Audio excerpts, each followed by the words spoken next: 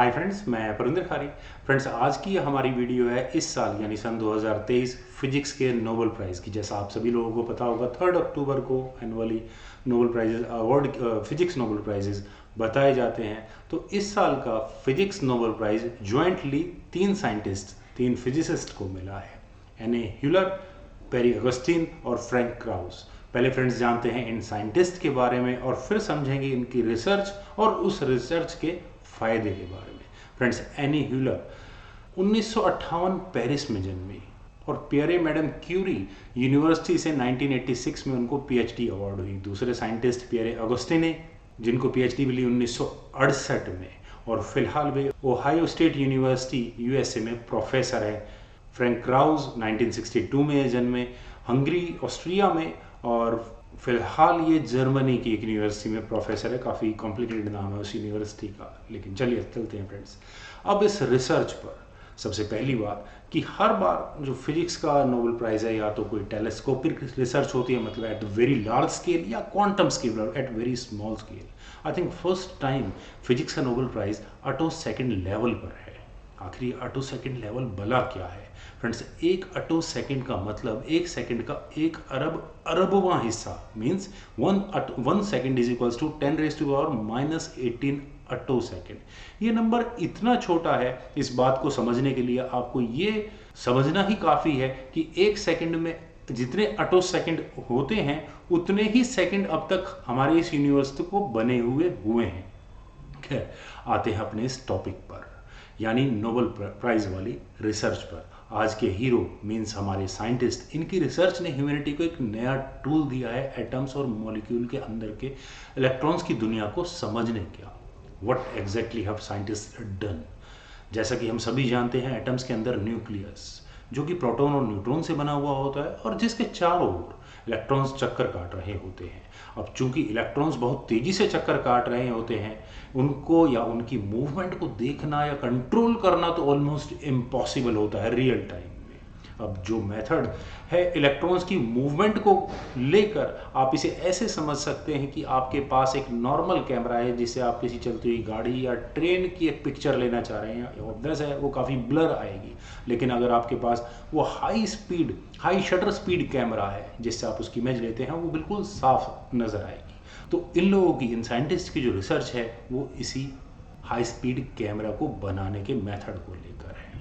तो फ्रेंड्स, ये कहानी शुरू होती है 1987 में, जहाँ एन.ए. ह्यूलर ने काफ़ी पावरफुल इंफ्रारेड लेज़र बीम्स को नोबल गैसेस जैसे नियॉन, आर्गॉन, ज़ैग्नॉन के थ्रू पास किया यूजिंग स्पेक्ट्रोमीटर ऑफ जैसे।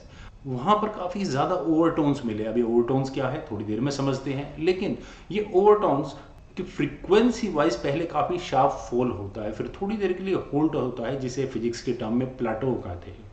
तो अब क्वेश्चन ये है कि प्लेटो किस वजह से बन रहा था, यानी कि वो हॉल्ट किस वजह से था फ्रीक्वेंसीज के अंदर, और उससे बड़ी बात हम उसको किस तरह से यूटिलाइज करते हैं, इसमें काफ़ी समय लगा। अब करते हैं ओवरटोन्स की बात। फ्रेंड्स, अलग अलग लाइट की फ्रीक्वेंसीज को अगर हम सुपर इम्पोज करते हैं तो कुछ पॉइंट्स पर एम्पलीफिकेशन होता है और कुछ पॉइंट पर कोई एम्पलीफिकेशन नहीं आता है।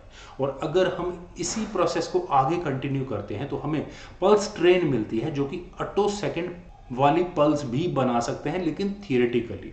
सो ट्रिक ये है कि बहुत सारी ओवरटोन्स या डिफरेंट फ्रीक्वेंसी को मिला दिया जाए। खैर, चलते हैं हम अपने एक्चुअल एक्सपेरिमेंट पर। आपको इस फिगर में एक लेज़र लाइट निकलती हुई नज़र आ रही होगी। इसमें लेज़र बीम को 2 पार्ट्स में डिवाइड कर दिया है।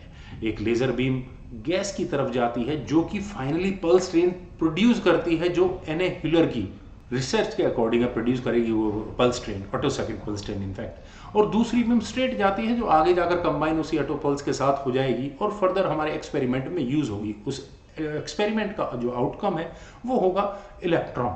और इसमें 2 टेक्निक्स यूज हुई। एक टेक्निक डेवलप की, रैबिट टेक्निक जिसे हम कहते हैं, पेरी अगस्टीनी ने।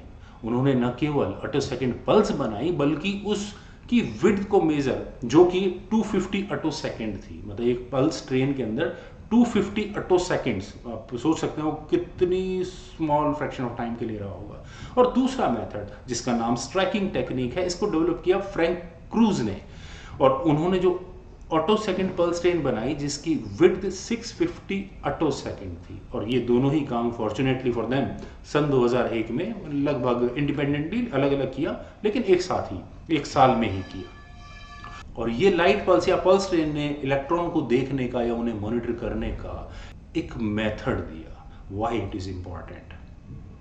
अब हम इलेक्ट्रॉन की दुनिया को ज़्यादा बेहतर तरीके से समझ सकते हैं। ऑटो सेकंड फिजिक्स में हमें इलेक्ट्रॉन्स के मैकेनिज्म की समझ को और ज़्यादा आगे बढ़ाएगी। अगला कदम ये होगा कि हम किस तरह से ऑटो सेकंड पल्सेस को यूज़ कर सकते हैं। One possible application is to study molecular level changes in blood to identify disease. In fact, lung cancer को लेकर इसमें बहुत ऑप्टिमिस्टिक है। किस तरह से एक फिजिक्स की रिसर्च बायोलॉजी में काम आने वाली है वो देखना होगा। अभी तक की जो हमारी रिसर्च है वो मॉलिक्यूलर लेवल पर है या न्यूक्लियर लेवल पर, लेकिन इलेक्ट्रॉनिक लेवल पर हम किस तरह से चीज़ों को मेजर या मैनिपुलेट कर सकते हैं वो इसी ऑटो सेकंड पल्स रिसर्च से ही होने वाला है। A better understanding of how electrons move and transit energy can also help in creating more efficient electronic gadgets. Well friends, मुझे उम्मीद है आप सभी लोगों को मेरी ये वीडियो ज़रूर पसंद आई होगी, तो आप लोग इस वीडियो को लाइक शेयर ज़रूर करें और मेरे इस नए चैनल को सब्सक्राइब ज़रूर करें और ज़्यादा से ज़्यादा लोगों को सब्सक्राइब करने के लिए भी मोटिवेट करें। Thank you for watching and bye for now.